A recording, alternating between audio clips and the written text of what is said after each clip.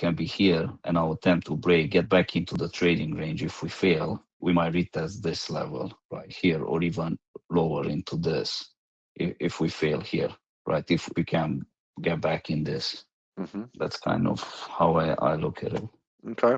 Yeah, I was looking at this and this right here, just trying to see and compare what's coming in, how the price is reacting to this whole thing. You could say like the selling kind of starts from the same place. It goes like this.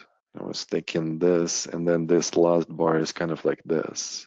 So we have the same volume on this last bar. The mean tail improves, and then the definitely not like the continuation that we would be expecting after the improvement. There is no follow through like this here.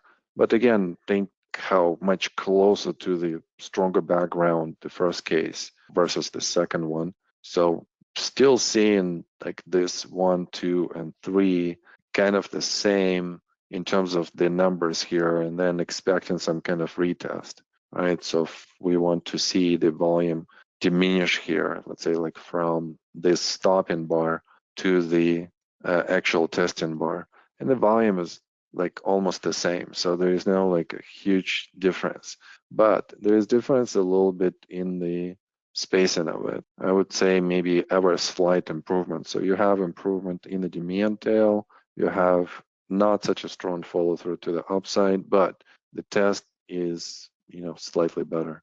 So then the next thing you're expecting is some kind of next push. So this is what we're seeing next.